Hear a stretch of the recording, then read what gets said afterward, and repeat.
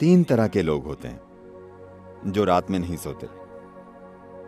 एक रोगी रात में नहीं सोता। रोगी का मतलब है बीमार इंसान, क्योंकि वो सो नहीं पाता। एक भोगी रात में नहीं सोता। एक सुख खोजने वाला रात में नहीं सोता, क्योंकि उसके कामों के लिए रात मददगार होती है। एक योगी भी रात में नहीं सोता, क्योंकि उसके लिए भी रात बहुत सहायक होती है। आप इनमें से क्या हैं आप तय कर सकती हैं, मैं कुछ नहीं कहूंगा। रात में क्या खास होता है? देखिए, रोशनी। हमारे लिए रोशनी इसलिए कीमती है क्योंकि हमारी आंखें एक खास तरह से बनी हुई हैं।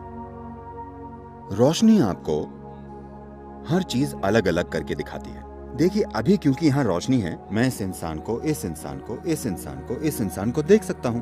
मान लीजिए लाइट चली गई और अंधेरा हो गया, मैं बस लोगों के झुंड को देख पाऊंगा। मैं इस इंसान को, इस इंसान को, इस इंसान को नहीं देख पाऊंगा।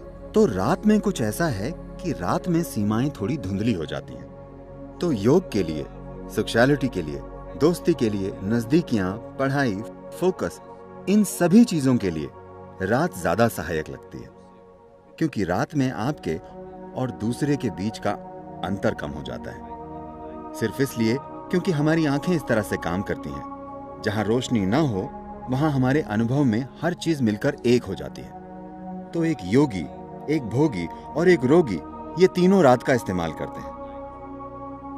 आप भी इसका इस्तेमाल कर सकती हैं। इसमें कोई समस्या नहीं है, जब तक कि आप क्लास में सोती ना हो। अगर आप क्लास में नहीं सोती तो ये चलेगा, इसमें कुछ गलत नहीं है। लेकिन आप इसे आजमा कर देखिए। क्या मैं कुछ साझा कर सकता हूं? मैं कुछ ऐसा था। जब मैं सोता था, मेरा स्कूल आमतौर पर सुबह 8:30 का होता था। 6:45 से मेरी माँ और मेरी बहनें मुझे जगाना शुरू कर देती थी। बहुत सी चीजें करनी पड़ती थी। वे मुझे बिस्तर पर उठाकर बैठा देती थी। वे आकर मेरी बाह मरोड़ती थी, ये करती थी, वो करती थी। मेरी माँ ये नरमी से करती थी, मेरी बहनें सख्ती से करती थी। फिर वे मुझे खींचती थी और मेरी माँ टूथब्रश में टूथपेस्ट लगाकर मुझे दे देती थी। मैं उसे मुंह में लगाकर सो जाता था। वे मेरे कपड़े लाकर देती थी और कहती थी, नहाने जाओ, टाइम हो गया है। मैं बाथरूम के अंदर जाता और सो जाता। अगर कोई मुझे ना उठाए तो मैं दिन में 1-2 बजे तक एक पत्थर की तरह सोता था। जागकर करवटें नहीं बदलता था, बस मुर्दे की तरह। लेकिन मैंने 12 साल की उम्र में योग करना शुरू किया। शायद 8 या 9 महीनों के बाद, उसके बाद चाहे जिस भी जगह पर होने पर, चाहे कहीं भी होने पर, चाहे जो टाइम जोन हो, रोज मैं अलग टाइम जोन में होता हूं, लेकिन मैं सुबह 3:35, 3:40 पर जाग जाता हूं, क्योंकि उस वक्त प्रकृति में कुछ बदलाव होते हैं। मेरा शरीर बस जाग जाता है। अगर मैं चाहूं, मैं उठकर जो करना चाहूं कर सकता हूं। अगर मैं ना चाहूं तो मैं थोड़ा और सो सकता हूं, लेकिन शरीर हमेशा जाग जाता है। तो आपको सिस्टम में थोड़ी संवेदनशीलता लानी होती है। देखिए, आप इस धरती के अंश हैं, हाँ या ना? कोई इंसान अपने बारे में कुछ भी बकवास सोचे, लेकिन हम सब इस धरती से पॉपअप हुए हैं। आपने कंप्यूटर स्क्रीन पर पॉपअप देखे? पॉप अप, हाँ? आप बस पॉपअप हैं। आप गायब हो जाएंगे। आपको विश्वास नहीं होता कि आप चले जाएंगे। हाँ, मैं चला जाऊंगा? हाँ, वे सारे चतुर लोग, अनगिनत लोग जो इस धरती पर आपसे और मुझसे पहले घूमते थे, वे अब कहां हैं? नामो निशान नहीं है, सब मिट्टी हो गए। क्या ऐसा नहीं है? क्या वे पॉपअप नहीं थे? क्या आप पॉपअप नहीं है? पुप पुप। आपको लग सकता है कि आपका जीवन शानदार है, वगैरह वगैरह। जहां तक धरती का सवाल है, वो बस अपनी मिट्टी को रिसाइकिल कर रही है। आपको उछालती है और फिर वापस खींच लेती है, उछालती है और फिर खींच लेती है। तो इस जरा से पॉपअप में अहम चीज और सबसे अहम चीज ये है कि आप अपने भीतर संवेदनशीलता लाएं। ऐसी संवेदनशीलता कि जीवन का हर आयाम आपके अनुभव में आ जाए, इससे पहले कि आप मर जाएं। क्या यह महत्वपूर्ण नहीं है कि आप इस जीवन को हर संभव स्तर पर अनुभव करें, है ना? हाँ, है ना? अनुभव का मतलब है, लोग सोचते हैं हमें हर दिन पार्टी करना है। नहीं नहीं, एक ही चीज आप कितनी बार करेंगे? इंसान के जीवन में खोजने के लिए बहुत कुछ है।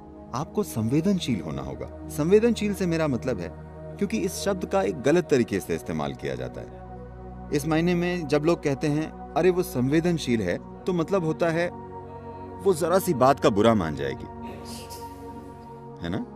आपके जीवन का संवेदनशील होना और आपके अहम का संवेदनशील होना दो अलग चीजें। जीवन के संवेदनशील होने का मतलब है कि अगर आप इस हॉल में आते हैं तो आप यहाँ मौजूद हर चीज का अनुभव करते हैं, आपसे कुछ नहीं चूकता। अगर आप बाहर जाते हैं तो आप किसी चीज से नहीं चूकते। जीवन के हर आयाम को आपके अनुभव में आना चाहिए।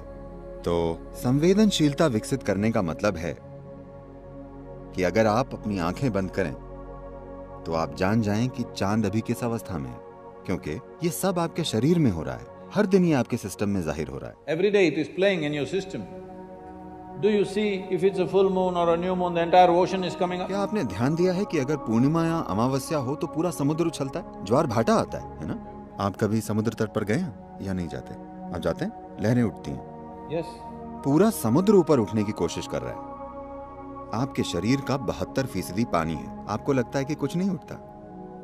ये उठता है। सूरज और चंद्रमा की हर स्थिति और कई चीजें जो धरती के साथ हो रही हैं, वो आपके साथ भी हो रही हैं। आपके जीवन को संवेदनशील बनना चाहिए, तभी आप जानेंगे कि आपके जीवन के हर पहलू को कैसे संभालें। संवेदनशील अहम मत बनाइए, अपने सामाजिक पहलू को संवेदनशील मत बनाइए। अगर आपके भीतर का जीवन संवेदनशील बन जाए और इस जीवन के साथ जो हो रहा है, अगर वो एक चीज आप जानते हैं, तो आप देखेंगे कि आपका जीपीएस ऑन हो गया है। तब कोई समस्या नहीं होगी, आप कभी खोएंगे नहीं। इससे कोई फर्क नहीं पड़ता कि कौन क्या कहता है, आप कैसे हालात में पहुंच गए हैं, आप कभी भटकेंगे नहीं, क्योंकि आपका जीवन संवेदनशील है।